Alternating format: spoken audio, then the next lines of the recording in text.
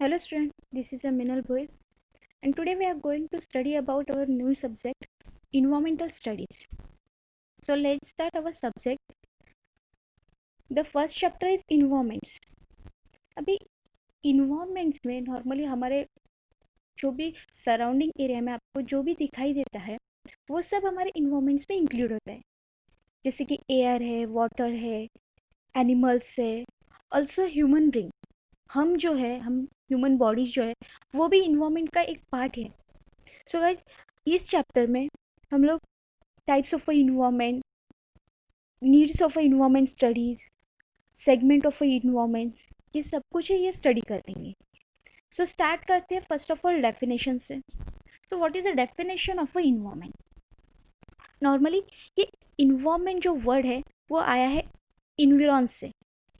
ये इन्विरॉन जो वर्ड है ये तो फ्रेंच वर्ड है, दैट मीन्स ये सराउंडिंग, इसका मतलब है surrounding. The term of environment is a derived from the French word environs, which is a meaning the surrounding. It's a refer to aggregate the all condition that affect the existence, growth, welfare of an organism or a group of organism. जो environment है, हमारी definition जो है वो क्या करती है, related with the affecting existence, जो भी यहाँ पे एग्जिस्टेड है ऑलरेडी, एनिमल्स है, जो भी है जिसकी ग्रोथ होती है ऑर्गेनिज्म से, अदरवाइज ग्रुप ऑफ ऑर्गेनिज्म से। सो ये टोटल जो कंसेप्ट है नथिंग एज ए इन्वायरमेंट्स। अभी environments is a nothing as a जो भी इकोनॉमिकल, बायोलॉजिकल, फिजिकल, केमिकल जो भी फैक्टर्स है उनको कंसिस्ट करके, अदरवाइज जिसका कॉम्बिनेशन बन के जो ह्यूमन बीइंग से रिलेटेड है वो है हमारे environment. Next is a component of a environment. Normally ये इन्वायरमेंट है वो क्लासीफाई किया हुआ है टू पार्ट्स में। जो first part is biotic and second part is abiotic. Normally ये क्लासीफाई किसके ऊपर किया है, living and non living things के ऊपर ये क्लासीफाई किया हुआ है। सो फर्स्ट कंडीशन हम लोग स्टार्ट करेंगे अबायोटिक से। मैंने पहले ही आपको कंसिडर करके बोला है कि abiotics is an nothing as a non living components. जो भी नॉन लिविंग कंपोनेंट है इन्वायरमेंट में वो सब कुछ फिजिकल, केमिकल पे अफेक्ट करते हैं, जो भी है वो है हमारे abiotic concept.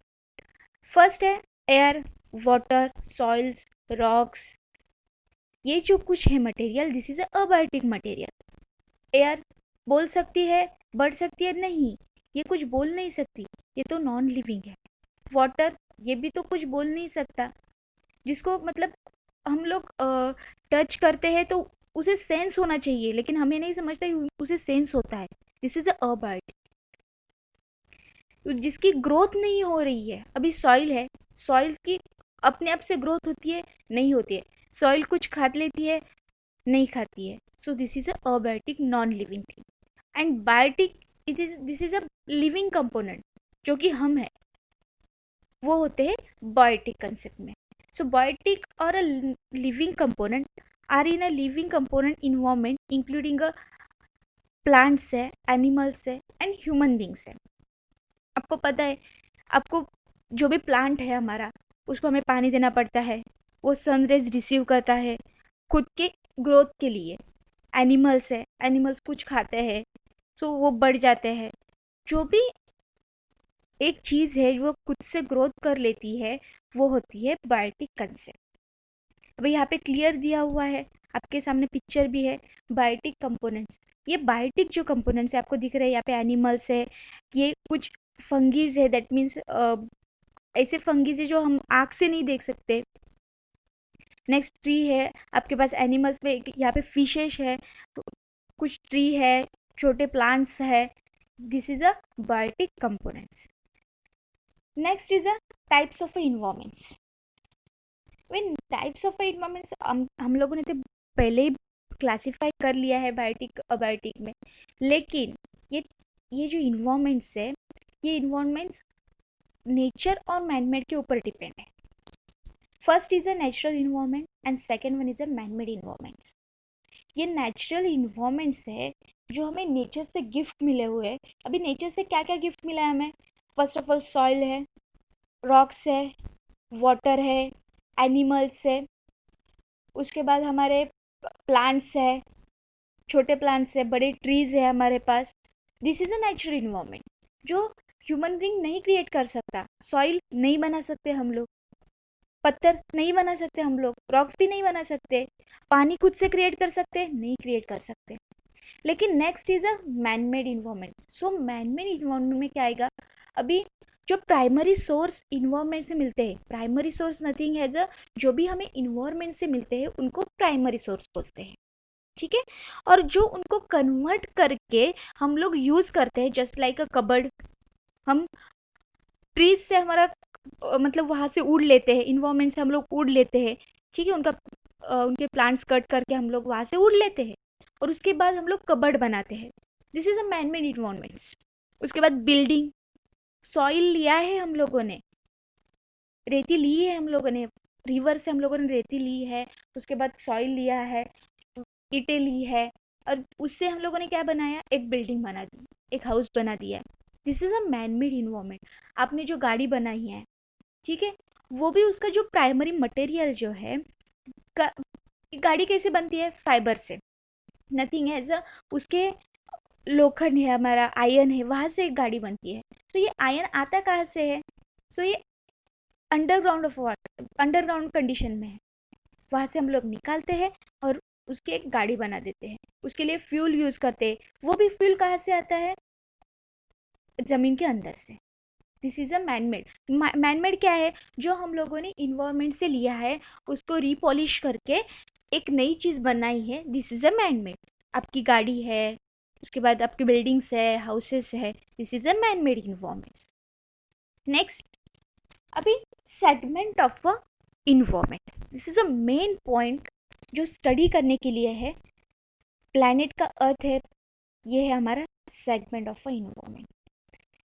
The mostly 4 types of a segment. First one जो आता है वो एटमोस्फियर आता है, second one is a hydrosphere, उसके बाद आता है लिथोस्फियर, उसके बाद आता है बायोस्फियर। सो फर्स्ट जो हम लर्न करेंगे एटमोस्फियर। व्हाट इज एटमोस्फियर, जो हमारे धरती से, अर्थ से ऊपर 30 किलोमीटर तक, जहाँ पे जो भी सराउंडिंग एरिया है, नॉट इंक्लूडिंग अर्थ, अर्थ से ऊपर 30 किलोमीटर तक जो जितना एरिया है वो है हमारा एटमोस्फियर, वो है हमारा एटमोस्फियर। उसमें 99% एयर होती है और 1% होती है डस्ट। उसमें 99% एयर होती है और जो है 80% होती है वो है डस्ट। सो एटमोस्फेयर हम लोग बोलते हैं कि ग्लोबल वार्मिंग हो रहा है, अदरवाइज ग्लोबल वार्मिंग कंडीशन उसमें बहुत अफेक्ट कर रही है, ओजोन लेयर कम हो गया है, हम लोग ट्रीज बहुत ज़्यादा काटते हैं, हमारे हम सेल्फिश है, सो उसके ट्रीज काट के हम कुछ कुछ बनाते हैं। तो इसमें एटमोस्फेरिक कंडीशन पे बहुत बैडली इफेक्ट हो रहा है, ठीक है। सो ये 30 किलोमीटर तक, ये मिनिमम है जो मैंने बोला अभी तक, 30 किलोमीटर तक एटमॉस्फेयर है। उसके आगे भी 120 किलोमीटर आगे गए तो भी एटमॉस्फेयर ही लेयर, जो एटमॉस्फेरिक लेयर है हमारा, वो उसमें इंक्लूड होता है। अभी सेकंड, सेकंड जो है हाइड्रोस्फीयर, ये सबसे बड़ा लेयर है अर्थ का। अब बोलोगे what is a hydro, hydro nothing as a water, hydro nothing as a water. Sphere means इसका डिस्टेंस सराउंडिंग, स्फीयर में डिस्टेंस अदरवाइज सराउंडिंग।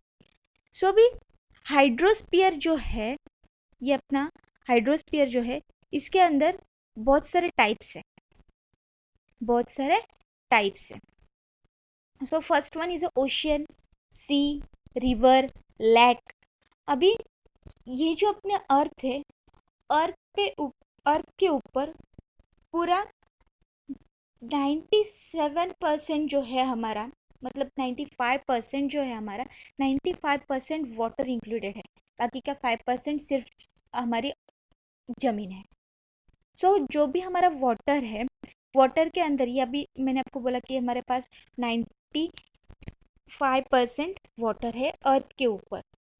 लेकिन ये जो अर्थ के ऊपर वाटर है, ये कितना है, 1360 million kilometre cube, 1360 million metre kilometre cube इतना हमारा वाटर है यहाँ पे। और उसमें से 97% जो भी वाटर है वो वाटर इंक्लूड होता है ओशियंस एंड सी में। इसमें इंक्लूड होता है 97। इसमें से टोटल 97% जो वाटर है वो ओशियन और सी में इंक्लूड होता है, और बाकी का जो है वो सब हमारे रिवर लेक इसमें इंक्लूड होता है। सो इसके अंदर अभी मैंने आपको बोला है कि 97% जो वाटर है ये वाटर हमें यूज़फुल नहीं है, हमें कुछ काम का ही नहीं है। और जो दूसरा वाटर है 3% जो वाटर रिमेनिंग है, जो रिवर में है, लेक में है, अंडरग्राउंड कंडीशन में है, वो जो 3% वाटर है वो यूज़फुल है, जिसका हम यूज़ करते हैं पीने के लिए, वॉशिंग के लिए, ये इसका यूज़ होता है। तो this is a hydrosphere. Next is a lithosphere.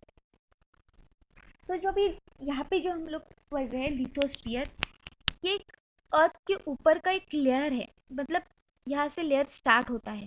आप यहाँ पे देख रहे हो इसके मेनली 4 टाइप्स हैं। First one is a crest, mental, core. Crest, mental और कोर। अर्थ के ऊपर एग्जैक्टली ऊपर कि यहाँ पे 5 to 50 किलोमीटर्स 5 to 50 किलोमीटर एक लेयर्स होता है, उसको बोलते हैं क्रेस्ट, उसको बोलते हैं क्रेस्ट।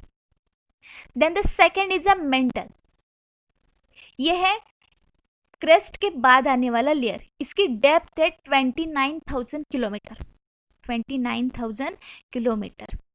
अभी नेक्स्ट है हमारा आउटर कोर और इनर कोर। मैंने आपको बोला था core. Core having mainly 2 types. First one is a outer core, ये आपको रेड में दिखाई दे रहा है, और इनर कोर ये येलो में दिखाई दे रहा है। ये आउटर कोर जो है ये इसकी जो डेप्थ है ये 35 किलोमीटर तक है, 3500 किलोमीटर तक है।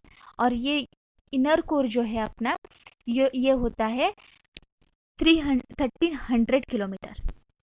नेक्स्ट, अब ये लिथोस्फीयर किसको बोलते हैं? यहाँ पे जो क्रीस्ट आपको दिखाई दे रहा है और मेंटल है, क्रीस्ट से लेके 100 किलोमीटर तक यहाँ पे जो लेयर आता है, यहाँ पे जितनी जितनी जगह आती है, मतलब क्रीस्ट और मेंटल का थोड़ा थोड़ा भाग वहाँ पे कंज्यूम करता है, मतलब 100 किलोमीटर तक, वो होता है हमारा लिथोस्फीयर, वो होता है हमारा lithosphere. Now the next is a biosphere. So biosphere nothing as all the life including on earth. जो भी अर्थ पे जितनी एग्जिस्टिंग लाइफ है उसको बोलते हैं बायोस्फीयर। दैट मीन्स एनिमल्स है हमारे पास, ह्यूमन बींग्स है, कुछ मछलियाँ, फिशेस है, ट्रीज है, छोटे छोटे प्लांट्स है, कुछ फंगीज है। तो जिसकी ग्रोथ होती है दैट मीन्स अ बायोटिक है, वो होता है बायोस्फीयर में। अभी ये आप बोलोगे कि बायोस्फीयर ये स्फीयर तो फिर लिथोस्फीयर, हाइड्रोस्फीयर, एटमॉस्फेयर में नहीं होते हैं। इन तीनों का जो कॉम्बिनेशन है, लिथोस्फीयर, हाइड्रोस्फीयर, एटमॉस्फेयर का जो कॉम्बिनेशन है, हम लोग एक कंटेंट बना देंगे, ये तीनों का कंटेंट बना के एक बायोस्फीयर क्रिएट होता है, एक बायोस्फीयर क्रिएट होता है। मतलब हमें लैंड भी चाहिए, लिथोस्फीयर चाहिए, पानी चाहिए, दैट मीन्स हाइड्रोस्फीयर चाहिए, हम लोगों को एयर, दैट मीन्स ऑक्सीजन चाहिए, ये भी हमारे पास एटमॉस्फेयर में है। सो तीनों का जो कॉम्बिनेशन है, तीनों का कॉम्बिनेशन नेसेसरी है। सो ये तीनों का कॉम्बिनेशन करके एक स्फीयर मिलता है, वो होता है बायोस्फीयर, जिसके अंदर ह्यूमन लाइफ एग्जिस्ट होती है, ह्यूमन लाइफ एग्जिस्ट होती है। So this is a segment of a informant, lithosphere, hydrosphere, atmosphere and biosphere. So first layer आता है आपका एटमॉस्फेयर, सेकेंड लेयर आता है आपका हाइड्रो, थर्ड लेयर आता है लिथो, एंड फोर्थ लेयर आता है biosphere. Thank you for this video, and the next lecture continue for the next week.